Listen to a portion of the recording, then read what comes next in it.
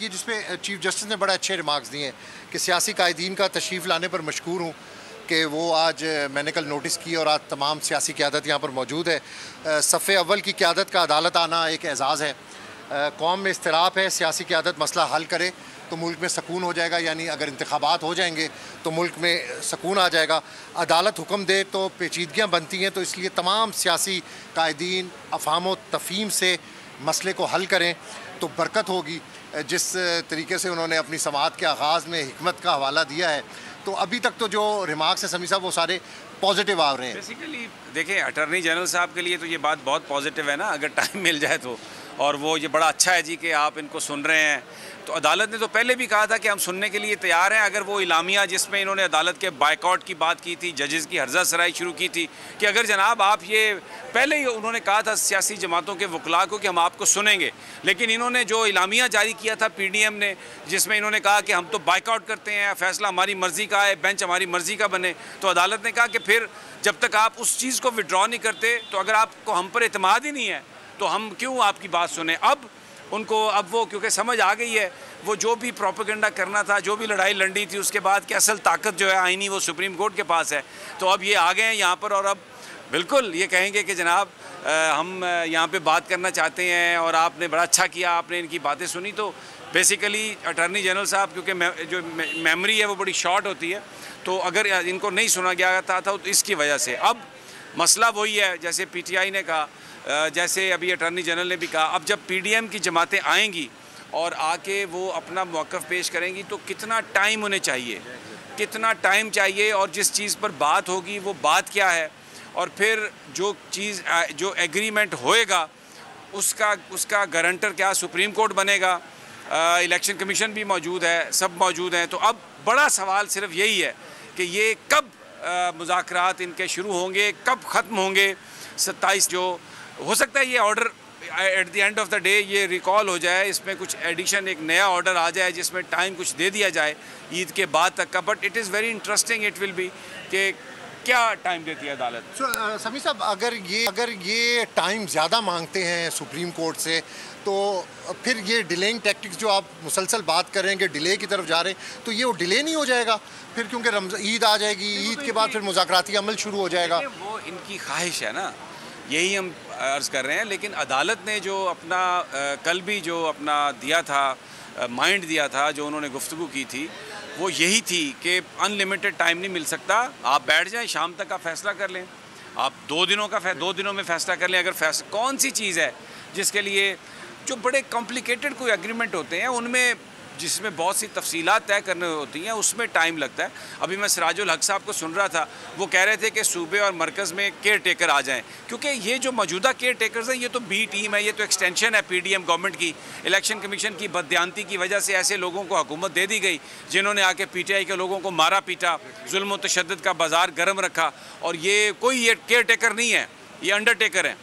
अब तो care taker का टाइम खत्म हो जाएगा, इसके लिए भी अदालत से तहरीक इंसाफ वो एक और इशू है। अगर तारीख आगे आती है इलेक्शन की तो उसके लिए तो केयर टेकर नया बनेगा ना, ये सेटअप। और यही सिराजुल हक साहब का मुतालबा था जो उन्होंने आज बात की है कि जो केयर टेकर है मरकज़ में और सूबों में बनाए जाएं, क्योंकि अभी जो हुकूमत है ये केयर टेकर नहीं है। इंडिपेंडेंट लोग इसको हुकूमत नहीं मानते, केयर टेकर हुकूमत नहीं मानते, क्योंकि ये इन्होंने ज़िले शाह को शहीद किया, जैसे इमरान खान की रेजिडेंस पर जिस तरह पीटीआई के लोगों को उठाया, ये तो एक बिल्कुल इस तरह तो एक हवालदार भी जो है वो नहीं करता अपने एसपी के ऑर्डर की तामील जिस तरह ये हुकूमत कर रही है।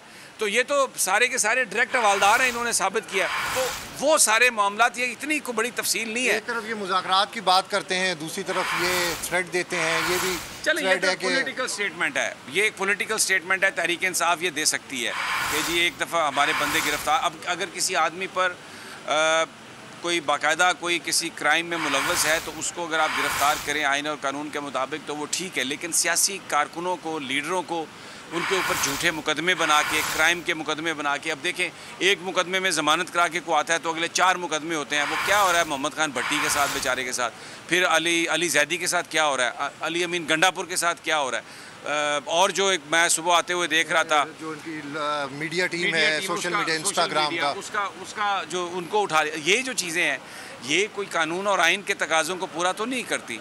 तो आप 150 मुकदमा आपने इमरान खान पर कर दिया है, आप सहाफ़ियों को डरा धमका रहे हैं, सियासतदानों को डरा धमका रहे हैं, तो ये तो गैर कानूनी काम है। इसकी समी साहब, मुस्लिम लीग नून ने आज फैसला किया कि पंजाब के इलेक्शंस अगर 14 मई को होते हैं तो हम टिकट जारी नहीं करेंगे अपने उम्मीदवारों को। तो सिंसेरिटी तो जाहिर है लैक कर रही है उनकी तरफ से, इंतखाबात के लिए वो तैयार नज़र नहीं आ रहे। तो अगर मुज़ाकरात कामयाब नहीं होते तो फिर आप क्या समझते हैं, फिर क्या होगा? नहीं, आइन और देखें, आइन और कानून के मुताबिक सुप्रीम कोर्ट का फैसला मौजूद है, 14 मई को इंतखाब होने हैं। मुस्लिम लीग नून अगर इंतखाब नहीं उसमें आती, टिकट नहीं देती, तो वो रह जाएगी। ऐसी कौन सी बात है? अल्ताफ़ हुसैन ने कई दफ़ा बाइकआउट किया MQM को, वो रह गए। अब एक आप जाते हैं ट्रेन पे बैठने के लिए, 8 बजे का टाइम है, आप 8 बज के 10 मिनट में पहुंचेंगे, वो ट्रेन तो चली जाएगी ना। अब आपके इंतज़ार में बैठी रहे।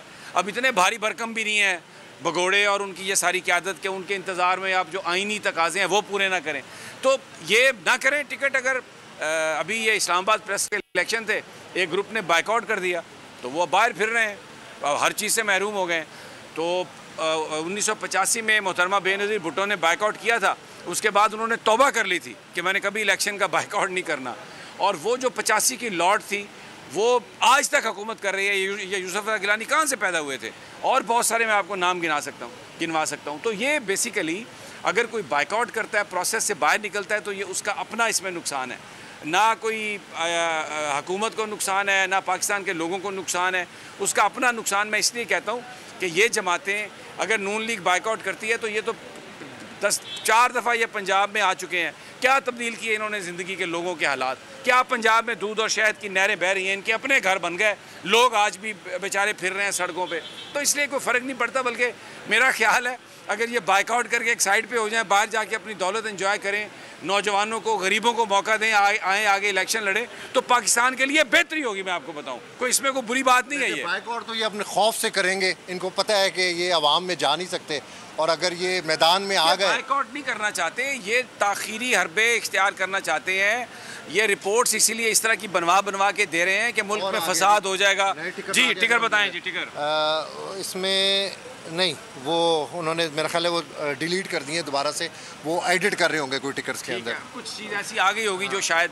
बहरहाल अदालत में मैं आपको ये बता रहा हूँ, इस वक्त समाअत जारी है, और अटॉर्नी जनरल साहब आखिर में जो हमारे पास बात आई थी वो दलाइल दे रहे थे, और चीफ साहब भी शुक्रिया अदा कर रहे थे। चीफ देखें, उन्होंने कल जो दुआ की ना शुरू, वो जो दुआ थी ना वो ये थी कि अल्लाह हमें सालिहीन में। अब आ ही गए सर जी, टिकर सुन लें जी। वजारत दिफा की भी यही इस्तदा है कि इलेक्शन एक दिन में हो।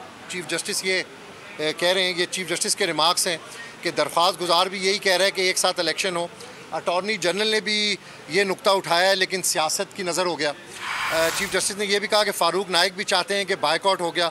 अखबार के मुताबिक पीपल्स पार्टी के कायद भी मुज़ाकरात को सराहते हैं, वो जो इंटरव्यू है और उसके बाद जो फ़ोन कॉल है। नून लीग ने भी मुज़ाकरात की तजवीज़ को सराहा है। पीपल्स पार्टी की जानिब से भी वकील फ़ारूक आज नाइक अदालत में पेश हुए हैं। ये ख्वाजा साद रफ़ीक, कमर ज़मान कायरा, तारिक बशीर चीमा भी आए हैं, ये फ़ारूक नाइक ने कहा है। और ये भी उन्होंने कहा है कि MQM से साबिर कायम खानी, अयाज सादिक और BNP भी इस वक्त अदालत में मौजूद है। हुकूमती जो सियासी इत्तेहाद है उसका मुश्तरका मौक़िफ़ है कि 90 दिन में इंतखाबात का वक्त जो है वो गुजर चुका है। वही बात है कि अब ये डिले करना चाहते हैं। बात यह है कि जी अब वो कह रहे हैं कि जी 90 दिन तो गुजर गए, तो अब उसके बाद भले आप 4 महीने दे दें, आप 6 महीने दे दें, तो हमें बस आप इक़्तिदार से ना हटाएं, हमें इक़्तिदार में रहने दें। रात को खान हमें डराता है आके कि ये आ जाएगा तो वो कहता है मैं तो सब कुछ वापस ले लूँगा। तो ये अब देखना ये है कि सुप्रीम कोर्ट ऑफ पाकिस्तान क्या फ़ैसला करता है। कल सुप्रीम कोर्ट ने जो फ़ैसला किया, जिसमें उन्होंने 14 मई को इलेक्शन इंटैक्ट रखा कि अगर आप मुज़ाकरात नहीं करते, तो आज अब देखना ये है, ये सारी वही राम कहानी है जो हम सुनते रहे हैं पहले, और आके ये वही बातें बता रहे हैं, इलेक्शन नहीं हो। ये सारी जो एजेंसियों की रिपोर्ट है, सारे ये जो इस वक्त हुकूमती लोग हैं, ये आके एक ही बात कर रहे हैं, 14 मई नूं वास्ता है रब दा इलेक्शन ना कराओ, सानू अगे, और हुकूमत तो भी सानू ना कढ़ो। और आगे नहीं। जी जी अदालत आपके पास है जी। एक कमर्शियल ब्रेक छोटा सा लेते हैं, उसके बाद हम दोबारा हाजिर होंगे। समी साहब, अब्बास शबीर साहब हमारे साथ मौजूद होंगे। जी।